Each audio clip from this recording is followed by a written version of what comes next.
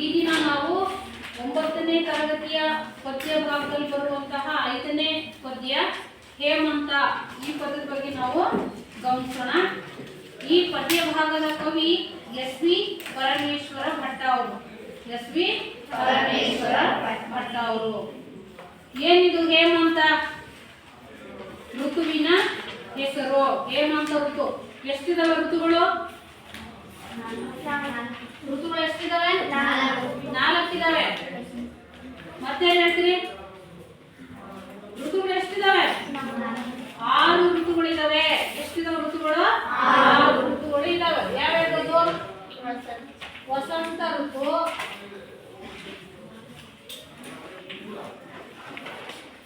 ಗ್ರೀಷ್ಮ, ವರ್ಷ,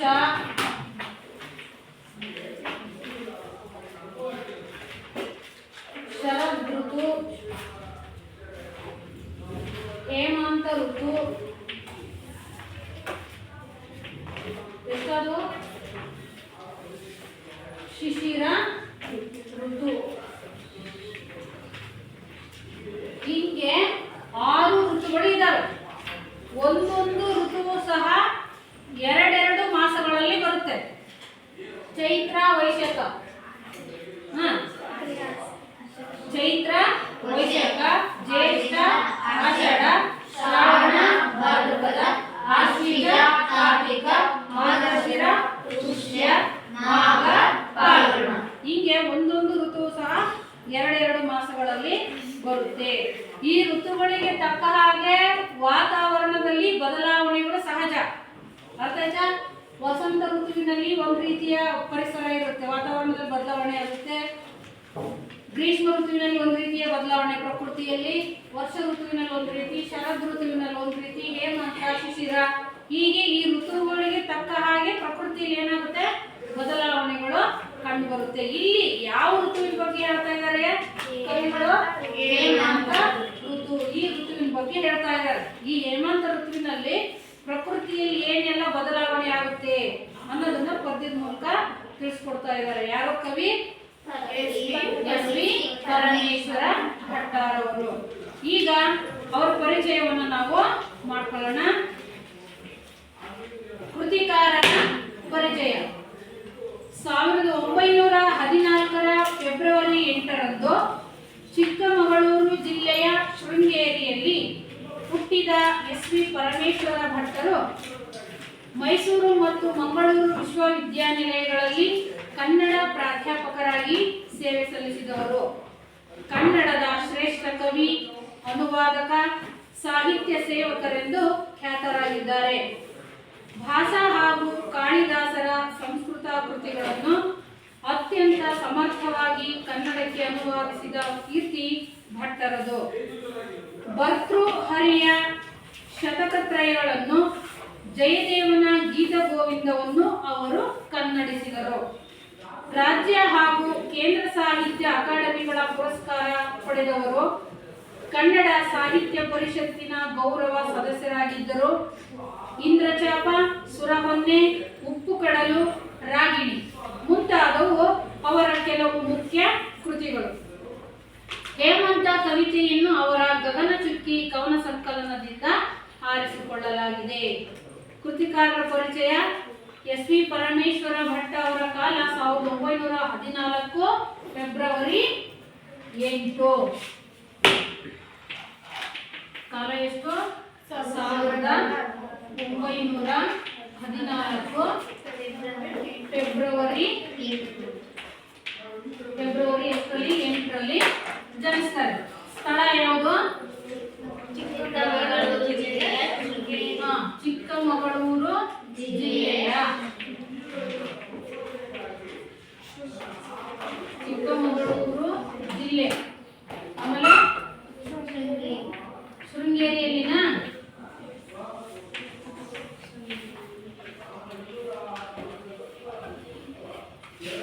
ಶೃಂಗೇರಿಯಲ್ಲಿ ಜನಿಸಿದ್ರು.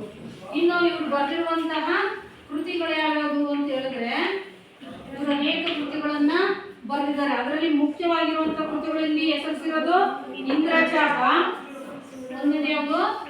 ಇಂದ್ರಚಾಪ,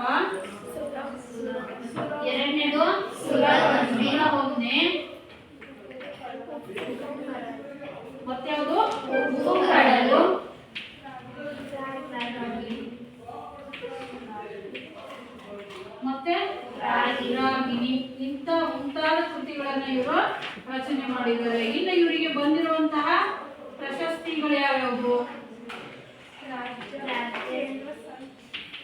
ರಾಜ್ಯ ಸಾಹಿತ್ಯ ಅಕಾಡೆಮಿ ಮತ್ತು ಕೇಂದ್ರ ಸಾಹಿತ್ಯ ಅಕಾಡೆಮಿ ಪ್ರಶಸ್ತಿ. ರಾಜ್ಯ ಸಾಹಿತ್ಯ ಅಕಾಡೆಮಿ, ಇನ್ನೊಂದು ಕೇಂದ್ರ ಸಾಹಿತ್ಯ ಅಕಾಡೆಮಿ ಪ್ರಶಸ್ತಿ ಲಭಿಸಿದೆ. ಇಷ್ಟು ಇವರ ಪರಿಚಯ. ಅರ್ಥ ಆಯ್ತಾ? ಇವರ ಕಾಲ 1914 ಫೆಬ್ರವರಿ 8 ಚಿಕ್ಕಮಗಳೂರು ಜಿಲ್ಲೆ ಶೃಂಗೇರಿಯಲ್ಲಿ ಜನಿಸ್ತಾರೆ. ಇನ್ನು ಇವರ ವೃತ್ತಿ ವಿದ್ಯಾಭ್ಯಾಸ ಅದ್ರ ಬಗ್ಗೆ ಸ್ವಲ್ಪ ಹೇಳಿದ್ದಾರೆ. ಮೈಸೂರು ಮತ್ತು ಮಂಗಳೂರು ವಿಶ್ವವಿದ್ಯಾನಿಲಯಗಳಲ್ಲಿ ಕನ್ನಡ ಪ್ರಾಧ್ಯಾಪಕರಾಗಿ ಸೇವೆಯನ್ನು ಸಲ್ಲಿಸಿದ್ರು. ಕನ್ನಡದ ಶ್ರೇಷ್ಠ ಕವಿಗಳಲ್ಲಿ ಇವರು ಸಹ ಒಬ್ಬರಾಗಿದ್ರು.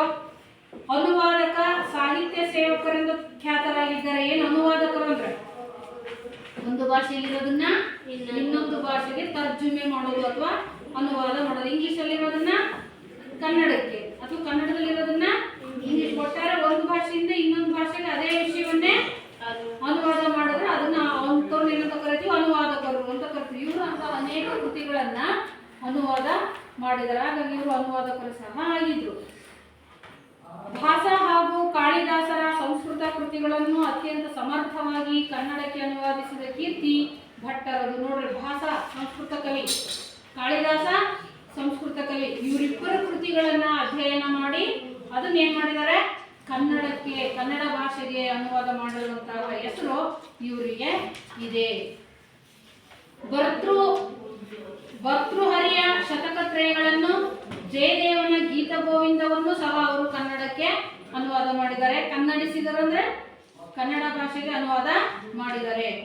ಇವರಿಗೆ ರಾಜ್ಯ ಹಾಗೂ ಕೇಂದ್ರ ಸಾಹಿತ್ಯ ಅಕಾಡೆಮಿ ಪುರಸ್ಕಾರ ಲಭಿಸಿದವೆ. ಕನ್ನಡ ಸಾಹಿತ್ಯ ಪರಿಷತ್ತಿನ ಸದಸ್ಯರಾಗಿಯೂ ಸಹ ಸೇವೆಯನ್ನು ಸಲ್ಲಿಸಿದ್ದಾರೆ. ಇಂದ್ರಚಾಪ, ಸುರಹೊನ್ನೆ, ಉಪ್ಪು ಕಡಲು, ರಾಗಿಣಿ ಮುಂತಾದವು ಅವರ ಕೆಲವು ಮುಖ್ಯ ಕೃತಿಗಳು.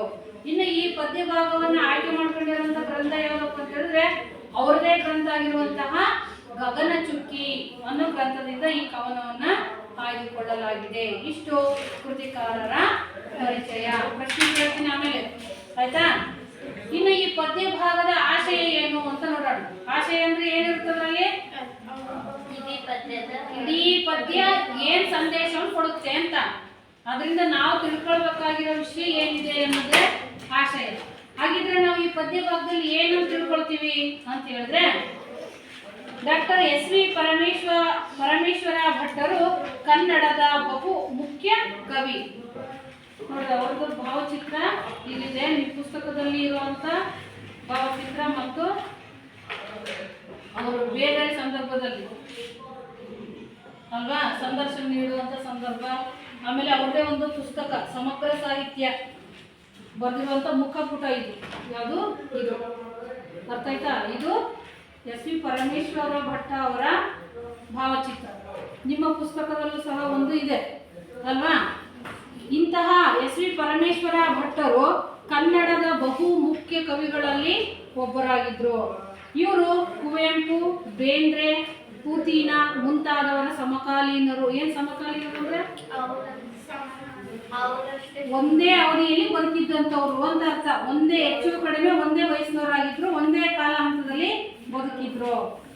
ಇವರ ಸಮಕಾಲೀನರು. ಅವರೆಲ್ಲರ ಕಾವ್ಯಗಳನ್ನು ಬಹಳ ತೀವ್ರವಾಗಿ ಪ್ರಭಾವಿಸಿದವರು. ಎಸ್.ವಿ. ಪರಮೇಶ್ವರ ಭಟ್ಟರ ಅನೇಕ ಕವಿತೆಗಳು ಜನಮಾನಸದಲ್ಲಿ ನಿಂತಿವೆ. ಅವರ ದೀಪ ಹಚ್ಚ ಎಂಬ ಕವಿತೆಯಂತೂ ಪ್ರತಿ ದೀಪಾವಳಿ ಸಮಯದಲ್ಲಿ ಕನ್ನಡಿಗರ ಮನೆಗಳಲ್ಲಿ ನಲಿದಾಡುತ್ತದೆ. ಇನ್ನು ಈ ಹೇಮಂತ ಕವಿತೆಯಲ್ಲಿ ಪರಮೇಶ್ವರ ಭಟ್ಟರು ಹೇಮಂತ ಋತುವಿನಲ್ಲಿ ಪ್ರಕೃತಿಯಲ್ಲಿ ಕಂಡುಬರುವ ದೃಶ್ಯಗಳನ್ನು ಮನಮುಟ್ಟುವಂತೆ ಸೆರೆ ಹಿಡಿದಿದ್ದಾರೆ. ಈ ಸಮಯದಲ್ಲಿ ಉತ್ತರ ಗೋಳಾರ್ಧಕ್ಕೆ ಚಳಿಗಾಲ. ಉತ್ತರ ಭಾರತದಲ್ಲಂತೂ ಈ ಸಮಯದಲ್ಲಿ ತೀವ್ರವಾದ ಮಂಜು ಬೀಳುವ ಕಾಲ. ಈಗಿರೋ ಕಾಲ ಯಾವುದು? ಮಂಜು ಸುರಿಯುವಂತ ಕಾಲ, ಚಳಿಗಾಲ. ಇದೇ ಹೇಮಂತ ಋತುವಿನ ಕಾಲ. ಈಗಿರುವಂತ ಋತು ಯಾವ್ದಾಗಿದ್ರೆ ಹೇಮಂತ ಋತು. ಪ್ರಕೃತಿ ಈ ಸಮಯದಲ್ಲಿ ಮೈ ಮುದುರಿ ಕೂರುತ್ತದೆ. ಹಕ್ಕಿಗಳು ಹಾರಾಟವನ್ನು ಕಡಿಮೆ ಮಾಡುತ್ತವೆ. ವೃಕ್ಷಗಳು ಎಲೆಗಳನ್ನು ಉದುರಿಸಿ ಬೋಳಾಗಿ ನಿಲ್ಲುತ್ತವೆ. ಕಾಡು ಪ್ರಾಣಿ ಪ್ರಾಣಿಗಳಿಗೆ ಆಹಾರ ಸಿಗುವುದು ಕಷ್ಟವಾಗುತ್ತದೆ. ಎಷ್ಟೋ ಪ್ರಾಣಿಗಳು ತಟಸ್ಥಾವಸ್ಥೆಗೆ ಜಾರುತ್ತವೆ. ಅವುಗಳೆಲ್ಲವನ್ನ ಇವರು ಇಲ್ಲಿ ಹೇಳ್ತಾ ಹೋಗಿದ್ದಾರೆ. ಇಲ್ಲಿ ನೋಡ್ರಿ, ಪ್ರಕೃತಿಯಲ್ಲಿ ಯಾವ ರೀತಿ ಬದಲಾವಣೆ ಆಗುತ್ತೆ ಅನ್ನೋದಕ್ಕೊಂದು ಸಣ್ಣ ಉದಾಹರಣೆ ನೋಡ್ರಿ. ಕೆಲವೊಂದ್ ಕಡೆ ಮರಗಳಲ್ಲಿ ಚಿಗುರಿದೆ, ಸೊಂಪಾಗಿ ಬೆಳೆದಿದ್ದಾವೆ. ಇನ್ನೊಂದ್ ಕಡೆ ಮರಗಳು ಏನಾಗಿದ್ದಾವೆ, ಬೋಳಾಗಿರುವಂತದ್ದು ಅಲ್ವಾ. ಮರ ಗಿಡಗಳಲ್ಲಿ ಚಿಗುರು ಹೊಡೆಯೋದು ಯಾವ ಕಾಲ? ಚಳಿಗಾಲ ಅಲ್ಲ, ವಸಂತ ಕಾಲದಲ್ಲಿ. ವಸಂತ ಕಾಲದಲ್ಲಿ ಹಚ್ಚ ಹಸಿರು. ಅದೇ ಹೇಮಂತ ಋತುವಿಗೆ ಬಂದಾಗಲೇ ಎಲೆ ಹೂವು ಎಲ್ಲ ಉದುರೋಗಿ ಮರಗಳೆಲ್ಲ ಏನಾಗಿರ್ತವೆ, ಬೋಳು ಮರಗಳಾಗಿ ನಿಲ್ತವೆ. ಹೀಗೆ ಒಂದೊಂದು ಋತುವಿನಲ್ಲೂ ಪ್ರಕೃತಿಯಲ್ಲಿ ಒಂದೊಂದು ರೀತಿಯ ಬದಲಾವಣೆ ಏನಾಗುತ್ತೆ ನಮಗೆ ಕಂಡು ಬರುತ್ತೆ. ಈ ಸಮಯದಲ್ಲಿ ಉತ್ತರ ಗೋಳಾರ್ಧಕ್ಕೆ ಚಳಿಗಾಲ, ತುಂಬಾ ಚಳಿ ಇರುತ್ತೆ. ಅದರಲ್ಲೂ ಉತ್ತರ ಭಾರತದಲ್ಲಂತೂ ಮಂಜುವಿನ ವಾತಾವರಣ. ಎಲ್ಲಿ ನೋಡಿದ್ರು ಬೆಳಿಗ್ಗೆ ಎಷ್ಟು 10-11 ಗಂಟೆ ಆದ್ರೂ ಸುಮ್ಮನೆ ಸುರಿತಾನೇ ಇರುತ್ತೆ. ಎದುರುಗಡೆ ಯಾವುದೇ ವಾಹನಗಳು ಬಂದ್ರೂ ಗೊತ್ತಾಗೋದು ಕಷ್ಟ ಅಂತ ಮಂಜು ಬೀಳುವಂತಹ ವಾತಾವರಣ ಈ ಹೇಮಂತ ಕಾಲ. ತೀವ್ರವಾದ ಮಂಜು ಬೀಳುವ ಕಾಲ. ಪ್ರಕೃತಿ ಈ ಸಮಯದಲ್ಲಿ ಮೈ ಮುದುರಿ ಕೂರುತ್ತದೆ. ಬೇರೆ ದಿನಗಳಲ್ಲಿ ಹಕ್ಕಿ ಪಕ್ಷಿಗಳೆಲ್ಲ ಹಾರಾಡ್ತಿರ್ತವೆ, ಚಿಲಿಪಿಲಿ ಗುಟ್ಟುವಂತ ವಾತಾವರಣ ಅಲ್ವಾ, ಇದೆಲ್ಲವೂ ಕಾಣಿಸುತ್ತೆ. ಆದ್ರೆ ಹೇಮಂತ ಋತುವಿನ ಕಾಲದಲ್ಲಿ ಆ ಹಕ್ಕಿ ಪಕ್ಷಿಗಳು ಸಹ ಹೊರಗಡೆ ಹಾರಾಡೋದಕ್ಕೆ ಬರೋದಿಲ್ಲ. ಅವು ಸಹ ಮೈ ಮುದುರಿ ಕೂತಿರ್ತಾವೆ ಗೂಡೊಳಗೆ. ಯಾಕೆ? ಚಳಿ ವಾತಾವರಣ, ಮಂಜು ಸುರಿತಾ ಇರುವಂಥದ್ದು. ಹಾಗಾಗಿ ಹಕ್ಕಿ ಪಕ್ಷಿಗಳು ಸಹ ಹೊರಗೆ ಬರದೇ ಇರುವಂತ ಸ್ಥಿತಿ ಯಾವ ಕಾಲದಲ್ಲಿ? ಹೇಮಂತ ಋತುವಿನ ಕಾಲದಲ್ಲಿ. ಹಕ್ಕಿಗಳು ಹಾರಾಟವನ್ನು ಕಡಿಮೆ ಮಾಡುತ್ತವೆ. ವೃಕ್ಷಗಳು ಎಲೆಗಳನ್ನು ಉದುರಿಸಿ ಬೋಳಾಗಿ ನಿಲ್ಲುತ್ತವೆ. ವೃಕ್ಷಗಳಲ್ಲಿ ಎಲೆಗಳು ಇರೋದಿಲ್ಲ, ಎಲ್ಲ ಉದುರಿ ಹೋಗಿ ಬೋಳು ಮರಗಳು ಕಾಣಿಸ್ತಾ ಇರ್ತವೆ. ಕಾಡು ಪ್ರಾಣಿಗಳಿಗೆ ಆಹಾರ ಸಿಗುವುದು ಕಷ್ಟವಾಗುತ್ತದೆ. ಆ ಸಮಯದಲ್ಲಿ ಕಾಡು ಪ್ರಾಣಿಗಳಿಗೂ ಸಹ ಆಹಾರ ಸಿಗೋದು ಕಷ್ಟ ಅಂತ ಯಾವ ಕಾಲದಲ್ಲಿ ಬರೋದು? ಹೇಮಂತ ಋತುವಿನ ಕಾಲದಲ್ಲಿ ಕಷ್ಟವಾಗುತ್ತದೆ. ಎಷ್ಟೋ ಪ್ರಾಣಿಗಳು ತಟಸ್ಥಾವಸ್ಥೆಗೆ ಜಾರುತ್ತವೆ. ಎದ್ದು ಓಡಾಡಕ್ಕಾಗದೇ ಇರುವಂತದ್ದು, ಆಹಾರವನ್ನ ಹುಡುಕಲಿಕ್ಕೂ ಸಹ ಮನಸ್ಸಲ್ಲಿ ಬೇಸರ ಅಂತ ವಾತಾವರಣ ಸೃಷ್ಟಿಯಾಗ್ಬಿಡುತ್ತೆ. ಎಲ್ಲಿ ಯಾವ ಕಾಲದಲ್ಲಿ? ಹೇಮಂತ ಋತುವಿನ ಕಾಲದಲ್ಲಿ. ಹಾಗಾಗಿ ಎಷ್ಟೋ ಪ್ರಾಣಿಗಳು ತಟಸ್ಥವಾಗ್ಬಿಡ್ತವೆ, ತಟಸ್ಥಾವಸ್ಥೆಗೆ ಜಾರುತ್ತವೆ. ಹಾಗಾದ್ರೆ ನಮಗೆ ಈ ಪ್ರಕೃತಿ ಹೇಮಂತ ಋತು ಬೇಡವೇ? ಹಾಗಾದ್ರೆ ಪ್ರಕೃತಿಗೆ ಹೇಮಂತ ಋತು ಬೇಡವಾ? ಹೇಮಂತ ಋತುವಿನಲ್ಲಿ ಎಲ್ಲ ಕಡೆಯಿಂದ ನೀರಸ ಆಯ್ತಾ, ಆ ವಾತಾವರಣ ಅಷ್ಟಾಗಿ ಯಾರಿಗೂ ಮನಸ್ಸಿಗೆ ಮುದ ನೀಡದೇ ಇರುವಂತ ವಾತಾವರಣ ಯಾವುದು? ಹೇಮಂತ ಋತು. ಹಾಗಂತ ಮಾತ್ರಕ್ಕೆ ನಮ್ಗೆ ಹೇಮಂತ ಋತು ಬೇಡ ಅನ್ನಕ್ಕಾಗುತ್ತಾ? ಇಲ್ಲ. ಬಂದಿದ್ದೆಲ್ಲವನ್ನ ಏನ್ ಮಾಡ್ಬೇಕು ನಾವು? ಸ್ವೀಕರಿಸಲೇಬೇಕು. ಹೇಮಂತ ಋತು ಬೇಡಪ್ಪ, ಮುಂದಿನ ಋತುಗೆ ಹೋಗ್ಬಿಡೋಣ ಅನ್ನಕ್ಕಾಗುತ್ತಾ? ಇಲ್ಲ. ಪ್ರಕೃತಿ ನಿಯಮಕ್ಕೆ ಮನುಷ್ಯ ಏನ್ ಮಾಡ್ಬೇಕಾಗುತ್ತೆ?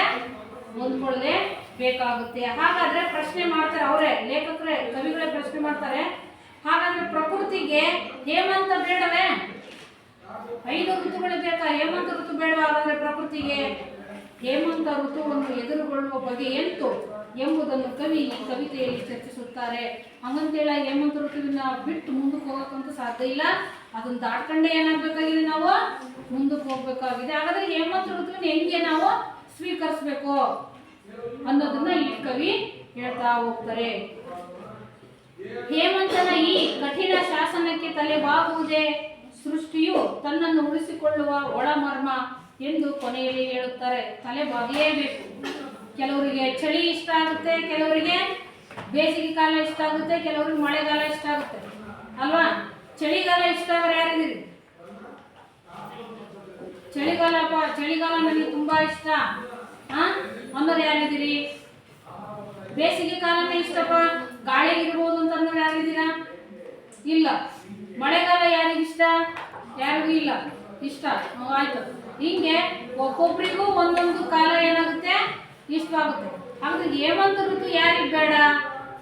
ಬೇಡ ಅಂದ್ರೂ ಅನುಭವಿಸ್ಲೇಬೇಕು. ಆ ಸಮಯದಲ್ಲಿ ನಾವು ಕಾಲವನ್ನು ಏನ್ ಮಾಡ್ಬೇಕಾಗಿದೆ? ಅಳಿಲೇಬೇಕಾಗಿದೆ. ಹಾಗಾಗಿ ಆ ಸಂದರ್ಭದಲ್ಲಿ ಇದು ಹೇಮಂತನ ಕಠಿಣ ಶಾಸನ. ಇದು ನಾವೆಲ್ಲ ಏನ್ ಮಾಡ್ಬೇಕಾಗಿದೆ? ಅನುಸರಿಸಲೇಬೇಕಾಗಿದೆ. ಈ ಕಠಿಣ ಶಾಸನಕ್ಕೆ ನಾವೆಲ್ಲರೂ ತಲೆಬಾಗಲೇಬೇಕು. ಋತುಗಳಿಗೆ ತಕ್ಕಂತೆ, ಕಾಲಕ್ಕೆ ತಕ್ಕಂತೆ ತನ್ನಲ್ಲಿ ಬದಲಾವಣೆ ಮಾಡಿಕೊಳ್ಳುವುದೇ ಪ್ರಕೃತಿಯ ಸಹಜ ಧರ್ಮ ಎಂಬ ಆಶಯ ಕವಿತೆಯದು. ಬಂದದ್ದೆಲ್ಲವನ್ನ ನಾವೇನ್ ಮಾಡಬೇಕು? ಸ್ವೀಕರಿಸಲೇಬೇಕು. ಈ ಕವಿತೆಯನ್ನು ನಮ್ಮ ಜೀವನಗಳಿಗೂ ನಾವು ಅನ್ವಯಿಸಿಕೊಳ್ಳಬಹುದು. ಈ ಕವಿತೆಯನ್ನು ನಮ್ಮ ಜೀವನಕ್ಕೂ ನಾವೇನು ಮಾಡ್ಬೋದು ಅನ್ವಯಿಸ್ಕೊಳ್ಬೇಕು. ಬರೀ ಒಳ್ಳೇದೇ ಬೇಕಾ ಮನುಷ್ಯನಿಗೆ? ಕೆಟ್ಟದ್ದು ಬೇಡವಾ? ಬರೀ ದುಃಖನೇ ಬೇಡ ನನಗೆ, ಬರೀ ಸುಖನೇ ಬೇಕು ಅಂದ್ರೆ ಆಗುತ್ತಾ? ಇಲ್ಲ. ದೇವರು ಯಾವ ಕಾಲಕ್ಕೆ ಏನು ಕೊಡ್ತಾನೆ ಅದನ್ನ ಏನು ಮಾಡ್ಬೇಕು, ನಾವು ಸ್ವೀಕರಿಸಬೇಕು. ಹಾಗಾಗಿ ಈ ಕವಿತೆಯಿಂದ ನಮ್ಮ ಜೀವನಕ್ಕೆ ಬೇಕಾಗಿರುವಂಥ ಕೆಲವೊಂದು ಅಂಶಗಳನ್ನು ಏನು ಮಾಡ್ಬೋದು, ನಾವು ಅರ್ಥ ಮಾಡ್ಕೊಳ್ಬಹುದು.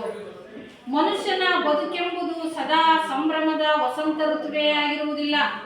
ನೋಡ್ರಿ, ಸಂಭ್ರಮ ಅಂದ್ರೆ ಮನುಷ್ಯನಿಗೆ ಬರುವಂತ ಸುಖ ಅಂತ ಇಟ್ಕೊಳ್ಳೋಣ ಅಲ್ವಾ? ಹೇಮಂತ ಅಂತ ಹೇಳಿದ್ರೆ ದುಃಖ ಅಂತ ಇಟ್ಕೊಳ್ಳೋಣ. ದುಃಖ ಅಂದ್ರೆ ಬರೀ ದುಃಖ ಇರೋದಿಲ್ಲ, ಅಂದ್ರೆ ಆ ವಾತಾವರಣ ಹೊಂದ್ಕೊಳ್ಳೋದು ಕಷ್ಟ ಅನ್ನೋದು ಅಷ್ಟೇ. ಅರ್ಥ ಆಯ್ತಾ? ಹಾಗಾದ್ರೆ ಮನುಷ್ಯನಿಗೆ ಇಲ್ಲಿ ಹೇಳ್ತಾ ಹೋಗ್ತಾರೆ, ಮನುಷ್ಯನ ಬದುಕೆಂಬುದು ಸದಾ ಸಂಭ್ರಮದ ವಸಂತ ಋತುವೇ ಆಗಿರುವುದಿಲ್ಲ. ಮನುಷ್ಯನಿಗೆ ಸುಖ ಕೊನೆಯವರೆಗೂ ಸುಖದಲ್ಲೇ ಇರ್ತಾನ ಅವನು? ಇಲ್ಲ. ಕಾಲಚಕ್ರ ಉರುಳಿದಾಗ ಏನಾಗುತ್ತೆ? ಕಷ್ಟನೂ ಬರುತ್ತೆ, ಸುಖನೂ ಬರುತ್ತೆ, ಏಳು ಬೀಳುಗಳು ಸಹಜವಾಗಿರ್ತವೆ. ಕೆಲವೊಮ್ಮೆ ಬಾಳಿನಲ್ಲಿ ಕಷ್ಟ ನಷ್ಟಗಳು ಬರುತ್ತವೆ. ಮನುಷ್ಯನು ಬದುಕು ತೀವ್ರ ಪರೀಕ್ಷೆಗೊಳಗಾಗುತ್ತದೆ. ಆ ದೇವರು ಕೊಟ್ಟ ಕಷ್ಟವನ್ನೆಲ್ಲ ಏನ್ ಮಾಡ್ಬೇಕಾಗುತ್ತೆ? ಅನುಭವಿಸ್ಬೇಕಾಗುತ್ತೆ ಅಲ್ವಾ? ಇವುಗಳೆಲ್ಲಕ್ಕೂ ಸಹ ಮನುಷ್ಯ ಏನಾಗಿರ್ಬೇಕು? ಸಿದ್ಧನಾಗಿರ್ಬೇಕು. ಆಗ ಆತ ವಿಧಿಯನ್ನು ಹಳೆಯಬಾರದು. ಸುಖ ಬಂದಾಗ ಖುಷಿಯಾಗಿರೋದು, ಏನೋ ಅಪ್ಪಿ ಏನೋ ಅಚಾತುರ್ಯ ಆತನ ಬದುಕು ನಡೀತು ಅಂದ್ರೆ ಯಾರನ್ನ ಬೈತಾನ ಅವನು? ವಿಧಿಯನ್ನು ಬೈತಾನೆ, ಆ ದೇವರನ್ನು ಬೈತಾನೆ ಅಲ್ವಾ? ಶಾಪ ಹಾಕೋದು ವಿಧಿಗೆ, ನಾನೇ ಬೇಕಾಗಿತ್ತ, ಬೇರೆ ಯಾರು ಇರ್ಲಿಲ್ವಾ, ಹಿಂಗ್ ಶಾಪವನ್ನು ಹಾಕ್ತಾನೆ. ಸುಖ ಬಂದಾಗ ಮಾತ್ರ ಅದನ್ನ ಚೆನ್ನಾಗಿ ಅನುಭವಿಸ್ತಾನೆ. ಆದ್ರೆ ಕಷ್ಟವನ್ನು ಸ್ವೀಕರಿಸ್ಲಿಕ್ಕೆ ಮಾತ್ರ ಆತ ಒಪ್ಪೋದಿಲ್ಲ. ಅವಾಗ ವಿಧಿಯನ್ನ ಹಳಿಯಬಾರದು. ಏನು ಹಳಿಯಬಾರದು ಅಂದ್ರೆ ನಿನ್ಸೋದು ಒಳ್ಳೇದಲ್ಲ. ಬಂದಿರುವ ಕಷ್ಟಗಳನ್ನು ಸಹಿಸಬೇಕು. ಬಂದಂತ ಕಷ್ಟವನ್ನೆಲ್ಲವನ್ನ ಏನ್ ಮಾಡ್ಬೇಕು? ಸಹಿಸ್ಬೇಕು ಅಂತಂದ್ರೆ ಸಹಿಸ್ಕೋಬೇಕು, ಅನುಭವಿಸ್ಬೇಕು, ಸಹಿಸ್ಕೋಬೇಕು. ಮುಂದೊಂದು ದಿನ ವಸಂತವು ಬಂದೇ ಬರುವುದೆಂಬ ಭರವಸೆಯಿಂದ ಬಾಳನ್ನು ಬಾಳಬೇಕು. ಮುಂದೆ ವಸಂತ ಬಂದೇ ಬರುತ್ತೆ. ಈ ಕಾಲ ಕಳೀತು ಅಂದ್ರೆ ಶಿಶಿರ ಋತು ಬರುತ್ತೆ, ಅದು ಕಳೆದಾದ್ಮೇಲೆ ವಸಂತ ಋತು ಬರುತ್ತೆ. ಅಂದ್ರೆ ಅರ್ಥ ಕಷ್ಟ ಇದ್ದಂಗೆ ಇರಲ್ಲ, ಮತ್ತು ಒಳ್ಳೆ ದಿನಗಳು ಏನಾಗ್ತವೆ ನಮ್ಮ ಜೀವನದಲ್ಲಿ ಬಂದೇ ಬರ್ತವೆ. ಹೀಗೆ ಬಂದಿರುವ ಕಷ್ಟಗಳನ್ನ ಸಹಿಸಬೇಕು. ಮುಂದೊಂದು ದಿನ ವಸಂತವು ಬಂದೇ ಬರುವುದೆಂಬ ಭರವಸೆಯಿಂದ ನಾವು ಜೀವನವನ್ನ ಮಾಡಬೇಕು. ಹೇಮಂತ ಋತುವಿನಲ್ಲಿ ಪ್ರಕೃತಿ ಜಡವಾಗಿದ್ದಂತೆ ಕಂಡರೂ ಮತ್ತೆ ಹೊಸ ಋತು ಬಂದಾಗ ಅದು ಚಿಗುರೊಡೆದು ನಳಿಸುವಂತೆ ಮನುಷ್ಯನು ಕೂಡ ಹೊಸ ಕಾಲಕ್ಕೆ, ಹೊಸ ಬಿಸಿಲಿಗೆ ಕಾಯಬೇಕು.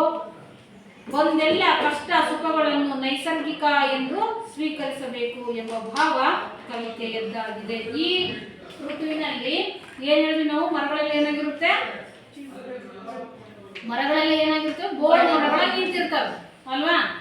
ಎಲೆಗಳು, ಹಣ್ಣು, ಕಾಯಿ ಏನಿರೋದಿಲ್ಲ, ಒಟ್ಟಾರೆ ಬೋಳ್ ಮರ ಕಟ್ಟಿಗೆಯಾಗಿ ನಿಂತ್ಬಿಟ್ಟಿರ್ತಾವೆ. ಅದೇ ಮರನೇ ವಸಂತ ಋತು ಬಂದಾಗ ಮತ್ತೆ ಅದೇ ಮರದಲ್ಲಿ ಏನಾಗುತ್ತೆ? ಚಿಗುರೊಡೆಯುತ್ತೆ, ಹಚ್ಚ ಹಸಿರಾಗಿ ನಿಂತ್ಬಿಡುತ್ತೆ ಸ್ವಲ್ಪ ದಿನದಲ್ಲಿ.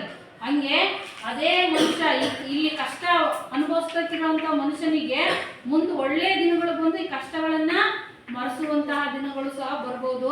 ಅದಕ್ಕಾಗಿ ಮನುಷ್ಯ ಕಾಯಬೇಕೇ ಹೊರತು ಇನ್ನೊಬ್ಬರನ್ನ ಅಳಿಬಾರ್ದು ಅನ್ನೋದು ಈ ಪದ್ಯ ಭಾಗದಲ್ಲಿರುವಂತ ಸಂದೇಶ. ಹೊಸ ಬಿಸಿಲಿಗೆ ಕಾಯಬೇಕು ಅಂದ್ರೆ ತಾಳ್ಮೆ ಇರ್ಬೇಕು, ಬದುಕಲ್ಲಿ ಸಹಿಸ್ಕೊಳ್ಳುವಂತ ಶಕ್ತಿ ಇರಬೇಕು. ಈಗ ಬೇಕು ಅಂದ್ರೆ ಬೇಕೇ ಬೇಕು ಅಲ್ವಾ? ತಾಳ್ಮೆ ಅನ್ನೋದೇ ಕಳ್ಕೊಂಡ್ಬಿಟ್ಟಿದೀವಿ ನಾವು. ಅದಕ್ಕೆ ಒಳ್ಳೆ ದಿನಗಳು ಬೇಕು ಅಂದ್ರೆ ನಾವೇನ್ ಮಾಡ್ಬೇಕು? ಅದನ್ನ ತಾಳ್ಮೆಯಿಂದ ಕಾಯಬೇಕು. ಒಂದೆಲ್ಲ ಕಷ್ಟ ಸುಖಗಳನ್ನು ನೈಸರ್ಗಿಕ ಎಂದು ಸ್ವೀಕರಿಸಬೇಕು. ಕಷ್ಟ ಮಾತ್ರ ಬೇಡ, ಸುಖ ಮಾತ್ರ ಬೇಕು ಆ ರೀತಿ ಅಲ್ಲ. ಬಂದದ್ದೆಲ್ಲವನ್ನು ಪ್ರಕೃತಿ ಹತ್ರ ಬಂದಿದ್ದಪ್ಪ, ಪಾಲಿಗೆ ಬಂದಿದ್ದು ಪಂಚಾಮೃತ ಅಲ್ವಾ? ಆ ರೀತಿ ಅದನ್ನ ನಾವೇನ್ ಮಾಡ್ಬೇಕು? ಸ್ವೀಕರಿಸಬೇಕೇ ಹೊರತು ಅದನ್ನ ದೂರದು ಒಳ್ಳೆಯದಲ್ಲ ಅನ್ನುವಂತ ಭಾವವೂ ಸಹ ಈ ಕವಿತೆಯಿಂದ ನಾವು ತಿಳ್ಕೊಳ್ಬೇಕಾಗಿರುವಂತಹ ಇನ್ನೊಂದು ಅಂಶ. ಇಷ್ಟು ಆಶಯ. ಒಟ್ಟಾರೆ ಪದ್ಯದ ಆಶಯ ಏನು? ಈ ವಸಂತ ಋತುವನ್ನ ಸುಖಕ್ಕೆ, ಹೇಮಂತ ಋತುವನ್ನ ಕಷ್ಟಕ್ಕೆ ಹೋಲಿಕೆ ಮಾಡುತ್ತಾ ಕವಿ ಏನ್ ಹೇಳಕ್ ಹೊರಟಿದ್ದಾನೆ ಅಂದ್ರೆ ಮನುಷ್ಯನಿಗೂ ಸಹ ಒಂದು ಸಂದೇಶವನ್ನ ನೀಡಿದಾನೆ. ನಿನಗೆ ಬರೀ ಸುಖದ ದಿನಗಳೇ ಬರ್ಬೇಕು ಅಂತೇನಿಲ್ಲ, ಬರೀ ಕಷ್ಟದ ದಿನಗಳೇ ಬರ್ಬೇಕಂತ ಏನಿಲ್ಲ. ಆ ಪ್ರಕೃತಿ ದತ್ತವಾಗಿ ಏನೇನು ಬರುತ್ತೋ ಅದಕ್ಕೆಲ್ಲ ನಾವೇನ್ ಮಾಡ್ಬೇಕಾಗಿದೆ?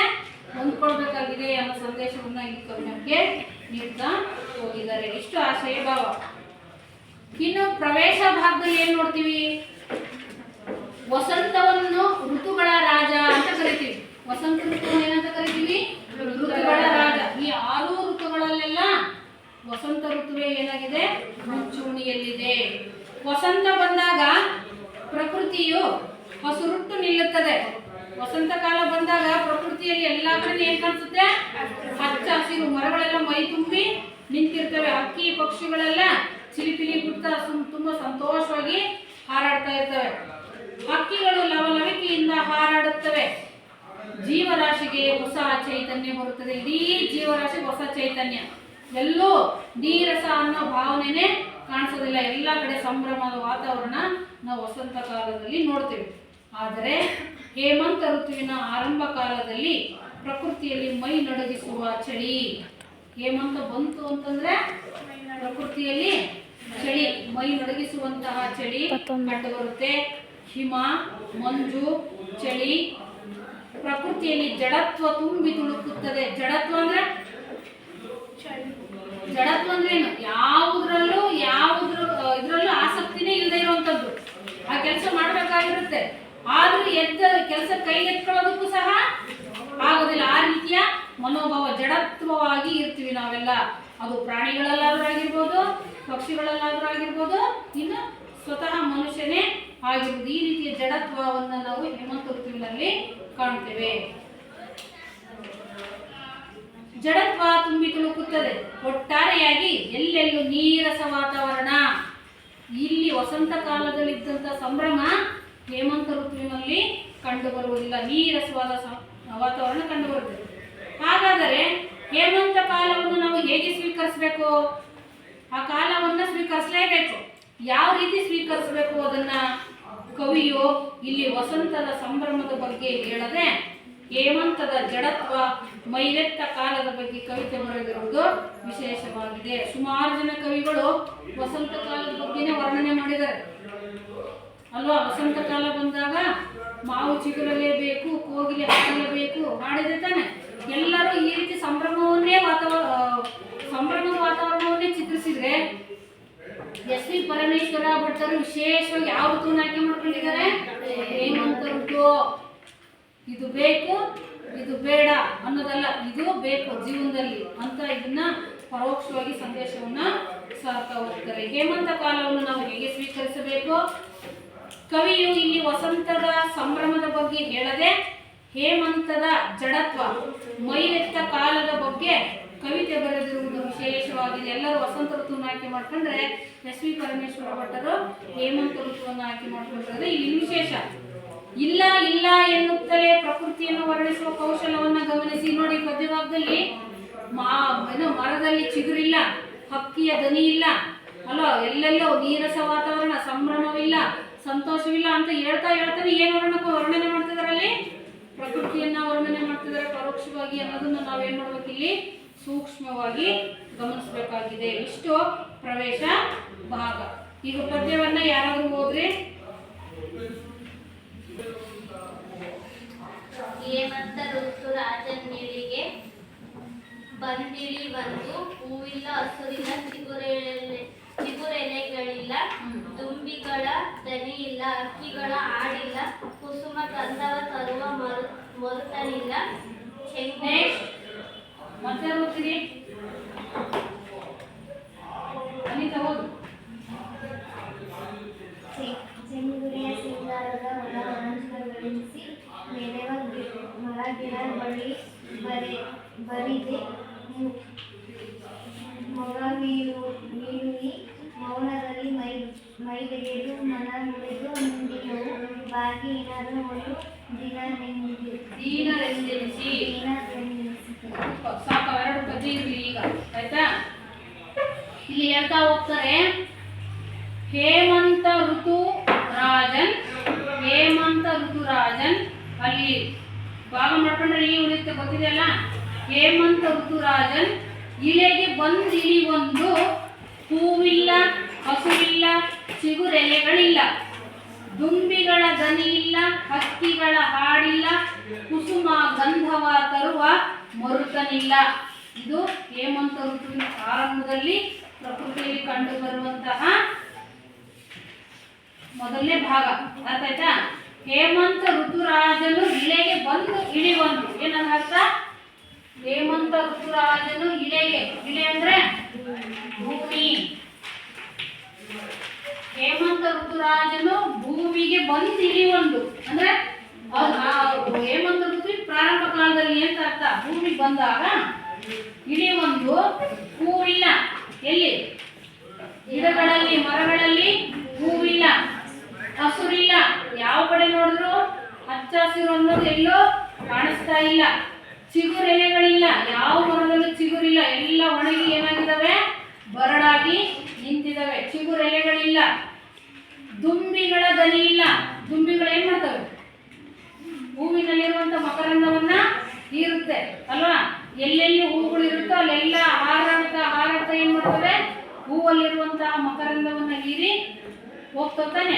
ಆ ದುಂಬಿಗಳು ಈಗ ಕಾಣಿಸ್ತಾ ಇಲ್ಲ. ಎಲ್ಲೋ ದುಂಬಿಗಳು ದನಿ ಇಲ್ಲ. ದುಂಬಿಗಳ ದನಿ ಇಲ್ಲ. ಹಕ್ಕಿಗಳ ಹಾಡಿಲ್ಲ. ಹಕ್ಕಿ ಪಕ್ಷಿಗಳು ಕೂಗು ಎಲ್ಲೋ ಕೇಳಿಸ್ತಾ ಇಲ್ಲ. ಕೋಗಿಲೆ ಧ್ವನಿ ಬರೋದು ಯಾವಾಗ? ಕೋಗಿಲೆ ಯಾವಾಗಲೂ ಧ್ವನಿ ಇರುತ್ತೆ. ಇಂಪಾಗಿ ಕೇಳೋದು ಯಾವಾಗ ಅಂತ ಹೇಳಿದ್ರೆ ವಸಂತ ಕಾಲದಲ್ಲಿ. ವಸಂತ ಕಾಲದಲ್ಲಿ ಚಿಗುರು ಹೊಡೆಯುವಂತಹ ಮಾವಿನ ಕುಳಿಯನ್ನ ತಿಂದ್ರೆ ಅದರ ಧ್ವನಿ ಇನ್ನಷ್ಟು ಏನಾಗುತ್ತಂತೆ? ಇಂಪಾಗಿರುತ್ತಂತೆ. ಅಂತ ಹಕ್ಕಿ ಪಕ್ಷಿಗಳ ಧ್ವನಿಯು ಈ ಋತುವಿನಲ್ಲಿ ಕಾಣಿಸ್ತಾ ಇಲ್ಲ. ಯಾವ ಋತುವಿನಲ್ಲಿ? ಹೇಮಂತ ಋತುವಿನಲ್ಲಿ ಕಾಣಿಸ್ತಾ ಇಲ್ಲ. ದುಂಬಿಗಳ ಧ್ವನಿ ಇಲ್ಲ. ಕುಸುಮ ಗಂಧವ ತೊರೆ ಗಾಳಿ. ಮರುತ ಅಂತಂದ್ರೆ ಏನ? ಗಾಳಿ. ಪರಿಮಳದಿಂದ ಕೂಡಿರುವಂತಹ ಗಾಳಿ ಅದು ಸಹ ಇಲ್ಲ. ಇಂತಹ ವಾತಾವರಣ ಹೇಮಂತ ಋತುವಿನ ಪ್ರಾರಂಭದಲ್ಲಿ ಕಂಡುಬರುತ್ತೆ.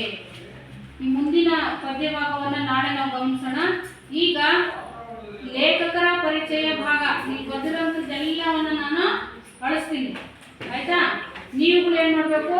ಕಾಲವನ್ನ ಒಬ್ರು, ಸ್ಥಳವನ್ನ ಒಬ್ರು, ಕೃತಿಗಳನ್ನ ಒಬ್ರು, ಪ್ರಶಸ್ತಿಗಳನ್ನ ಒಬ್ರು ಬರೀಬೇಕು. ಅರ್ಥ ಆಯ್ತಾ? ಕಾಲ ಎಸ್.ವಿ. ಪರಮೇಶ್ವರ ಭಟ್ಟರವರ ಕಾಲ.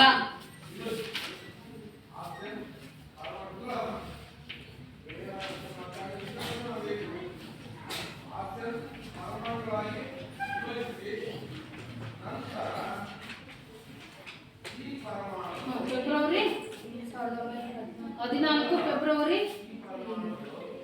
8. ಸರಿ ಇದೆಯಾ? ಎಸ್.ವಿ. ಪರಮೇಶ್ವರ ಭಟ್ಟರವರು 1914 ಫೆಬ್ರವರಿ 8ರಂದು ಜನಿಸಿದ್ರು. ಸ್ಥಳ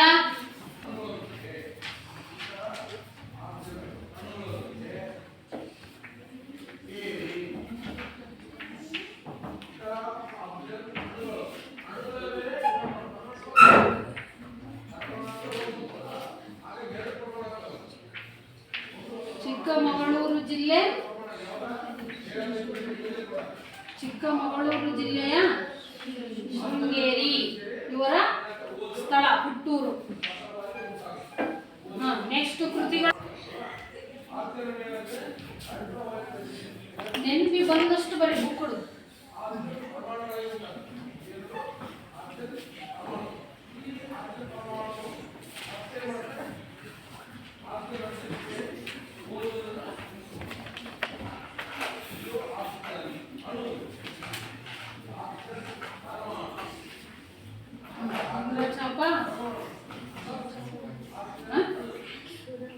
ಸುರವನ್ನೇ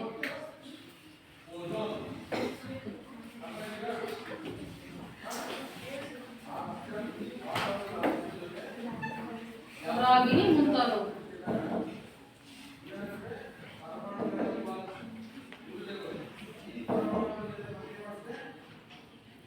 ಸರಿ ಇದೆಯಾ? ಇವ್ರ ಕೃತಿ ಇಂದ್ರಚಾಪ, ಸುರವನ್ನೇ, ರಾಗಿಣಿ, ಉಪ್ಪು ಕಡಲು ಅಲ್ವಾ ಇತ್ಯಾದಿ ಕೃತಿಗಳನ್ನು ಇವರು ರಚನೆ ಮಾಡಿದ್ದಾರೆ. ಇನ್ನು ಪ್ರಶಸ್ತಿಗಳು.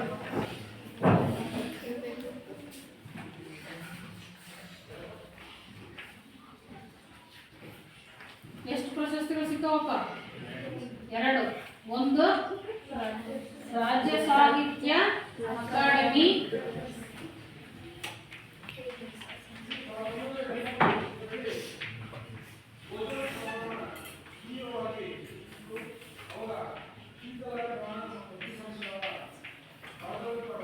ಕೇಂದ್ರ ಸಾಹಿತ್ಯ ಅಕಾಡೆಮಿ ಪ್ರಶಸ್ತಿ ಲಭಿಸಿದೆ. ಇಷ್ಟು ಇವರ ಪರಿಚಯ. ಅರ್ಥ ಆಯ್ತಾ? ಈಗ ಇದಿಷ್ಟನ್ನ ಯಾರಾದ್ರೂ ಒಬ್ರು ಓದು. ಕೃತಿಕಾರರ ಪರಿಚಯವನ್ನ ಬರೆದಿರೋದನ್ನೇ ಯಾರು ಓದ್ತೀರಿ? ಪ್ರಿಯಾಂಕಾ. ಕಾಲ 1914 ಫೆಬ್ರವರಿ 8. ಸ್ಥಳ ಚಿಕ್ಕಮಗಳೂರು ಜಿಲ್ಲೆಯ ಶೃಂಗೇರಿ. ಕೃತಿಗಳು ಇಂದ್ರಚಾಪ, ಸುರವನ್ನೆ, ಉಪ್ಪು ಕಡಲು, ರಾಗಿಣಿ. ಪ್ರಶಸ್ತಿಗಳು ರಾಜ್ಯ ಸಾಹಿತ್ಯ ಅಕಾಡೆಮಿ ಪ್ರಶಸ್ತಿ, ಕೇಂದ್ರ ಸಾಹಿತ್ಯ ಅಕಾಡೆಮಿ ಪ್ರಶಸ್ತಿ. ಇಷ್ಟು ಕೃತಿಕಾರರ ಪರಿಚಯ ಆಯ್ತು.